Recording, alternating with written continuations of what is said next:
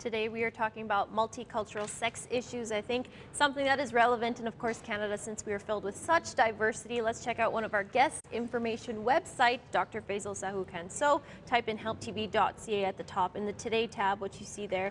Here we have his website, and of course you can get information on the workshops that he provides and detailed information of the layout, as well as testimonials of individuals and groups he has helped. More importantly, the counseling, what he has helped people with. And now some couples have suffered premarital issues as well as cross-cultural dating, arranged marriages, and so forth. If you scroll down though, here's a basic model that he said most clients like to follow. And if you'd like more details on this, you can check out our site as well as other guest information that we have.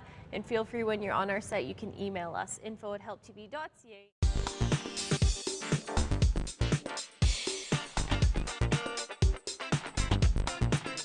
Welcome back to Help TV. Today we're speaking about multicultural sex issues and relationship issues, and my guest here, Dr. Sahukhan, is from Vancouver, and I just ended this this interview because he's busy cheering for the Canucks right now. We may have to fight, but that's on a different note.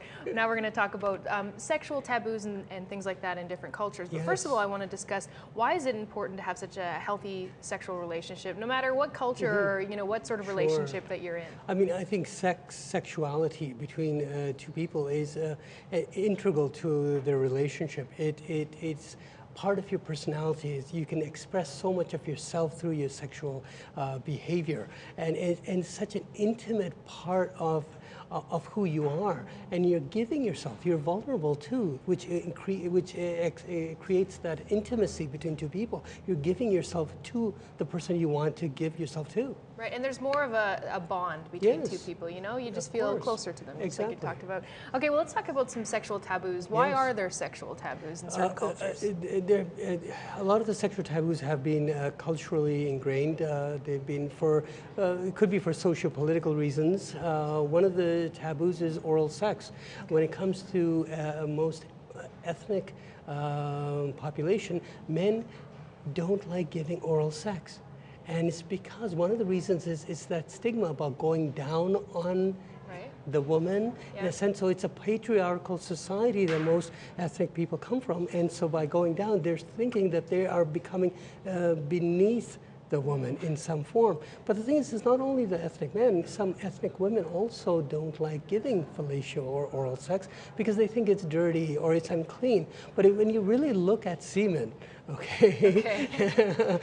semen consists of water, fructose, mineral, protein, and 60% of the daily recommended vitamin C. So if the man, so is this something that you tell your clients when they're sitting in there talking about this? It's education. So if the man doesn't have any viral infection, it could be considered healthy, I guess. Right. Well, one thing I love about talking about you is you take the subject, and obviously it's a very serious subject. You have to take things seriously. But is it important that you kind of take a little bit of humor and you make it a little bit lighter so that it doesn't seem so detrimental? That's the key, because the thing is, we as a society, East and West, when we think about sex, right away these things come up about blinders come up that we're not supposed to be thinking about sex or looking at sex or anything like this. The see no evil, smell no evil, taste no evil. But the thing is, if you look at sexuality in a very casual, nurturing, matter-of-fact way, you get through to more people that way. Right. So then what do you say to your clients when they're talking about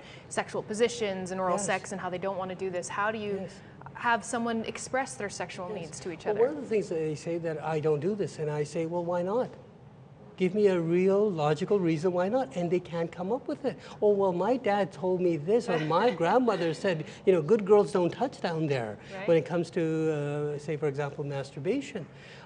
So the thing is, when you put it to them like that, they realize, well, wait a minute, there are no logical reasons not to do some of these things which are considered social taboos. Right, and you have to give the couples who come to see you credit for being able to speak about their issues and their problems out loud. Of course. The thing is, within therapy, I've had couples that say that, together we never talked about these things openly as we are doing in front of you, a stranger. Yeah. And so the thing is, the key is just to give them an opportunity, almost a permission that it's okay to talk about sex. Yeah, that's a great way to think about it. Okay, well, we're going to have more coming up in just a little bit. We're going to start talking about your book, Dating the Ethnic Man, and some tips for success in multicultural relationships.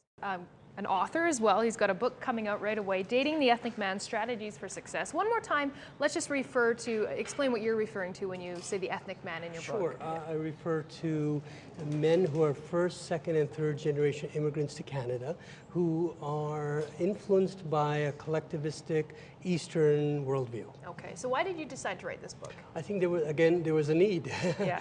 I found that there's many Caucasian women out there who are dating ethnic men, but are dating them in a way that they would date a Caucasian man. Okay. And an ethnic man in many ways is very different. And that's one of the reasons, a recent statistic I read said that out of all those singles dating now, 21% are in cross-cultural relationships, okay, but only 3% of all marriages are cross-cultural. And it's for this reason. Okay, so you talk about in your book why ethnic men decide that they want to date Caucasian. Yes.